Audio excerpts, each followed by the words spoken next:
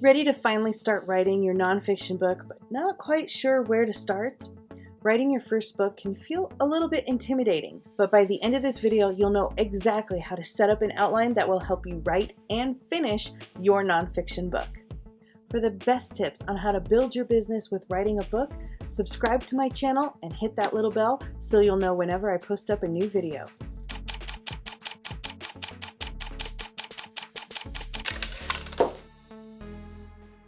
As a freelance B2B ghostwriter, I have helped dozens of small business owners write and publish their first nonfiction books using the exact outline template that I am about to show you.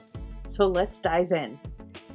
So the first thing you want to do as you dive into writing up your outline is to define the exact problem your book is setting out to resolve, the premise of your book. And we do that by filling in as much information as we can, starting with a working title. Now, don't worry if you can't think of the perfect title just yet. What we want is a working title, something to get you going. Chances are, even if you think you've picked out the perfect title, it can still change throughout the course of writing the book. I've seen it happen. So, for now, pick a title that describes the problem you are working to solve with your book. And this will help you keep on target as you write your book. So we're going to fill everything out as completely as possible.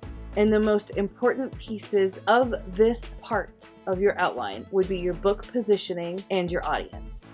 Book positioning is literally the position your book takes up inside your reader's brain. Human beings categorize things based on several factors, including your brand and your book. You can think of it as the literal position that your book would hold on a bookshelf in a bookstore. What kind of book is it? And what will your book do? Your audience is the other important piece of this puzzle. Even if you say that you're just writing the book for yourself, you need an audience and you have to know who that audience is. Why?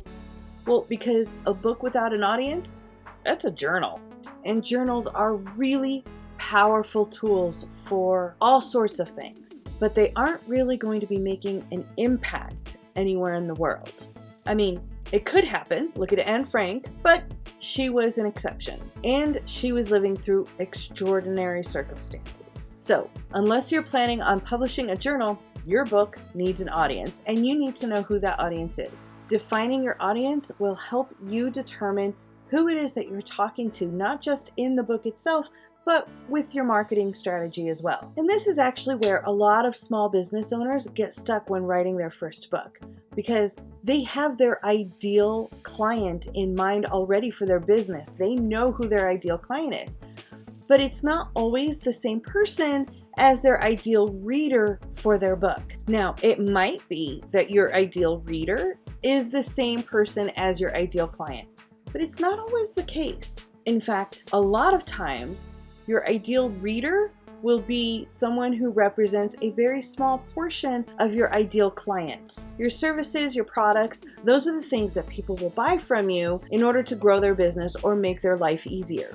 But your book is impactful. Your book isn't just going to help your reader grow their business or make their life better. It is going to empower them to go through a transformation, to become a different person. Leave a comment below and tell me what transformation you want to help your reader go through. Once you have defined the overall premise of your book, now it's time to get into more of the details. And the best way to do this is to go through a good old-fashioned brain dump. Essentially, all you need to do is just start writing everything down. Start writing in every lesson you want your reader to learn, every point you want to make, every answer you want to give. Not all of them are going to make it into this book, and that's okay. You can't organize your thoughts if you don't even know what they are. And that's exactly what this brain dump is going to do. Because after you've put everything down on paper, then you're going to read back through all these ideas and you're going to physically sort them.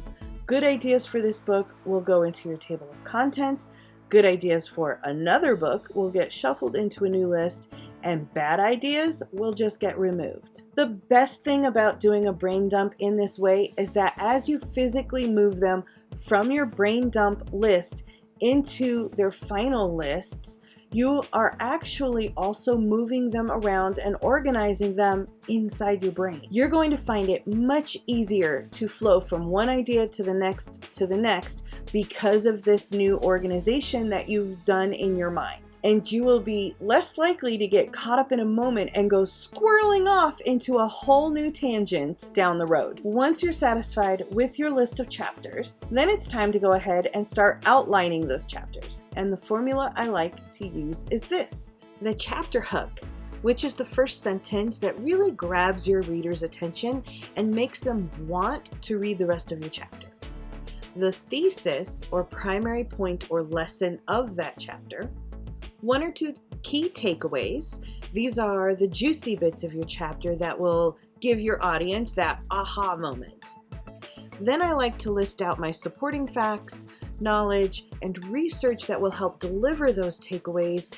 And I like to list out my personal stories or experiences that support these key takeaways. Now, I just want to make a note here of why I separate out the research and facts from the personal stories.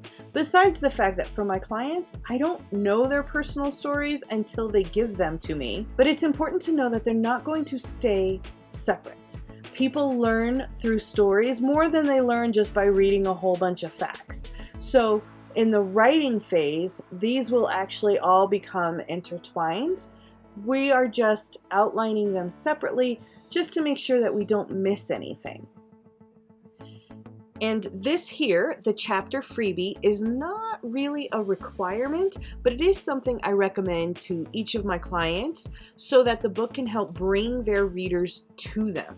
Not only does this help build the author's email list, but it also helps them build a real relationship with their readers and establish a deeper connection. And finally, the chapter's conclusion or wrap up, which should include a secondary hook that will compel the reader to check out the next chapter. Because that's the biggest difference about a nonfiction book versus a fiction book. Every component of your nonfiction book has one job, and that is to convince the reader to check out the next part. So the intro is going to sell the reader on chapter 1. Chapter 1 sells the reader on chapter 2. Chapter 2 sells the reader on chapter 3, etc., etc. That's how you keep people reading. That's how you know they're going to get to the end and get that impact that you're after. And speaking of the introduction, you might be wondering why I outlined that last. I do that because it's easier to introduce a book once you know exactly what the book says. Your introduction is just the same as if you were giving an introduction on a stage at an award ceremony or anywhere else that a speaker might be coming up after you. It should be getting the reader excited about the book, and it should make them feel happy and even empowered that they have the book. It establishes an emotional connection with your reader that's just much easier to form once you know what the rest of the book says. And finally, once the meat of your book is outlined, you can go ahead and fill in the rest of the information, such as your front matter, your back matter, any references that you plan to include, or links to further resources where your reader can connect with you for more information or find out about the next step in their journey and transformation. And that is how you outline a nonfiction book. If you're interested in the book outline that I just showed you, like I said, it's the exact same outline that I send all of my clients as we start to strategize and plan their books. I will go ahead and put a link to that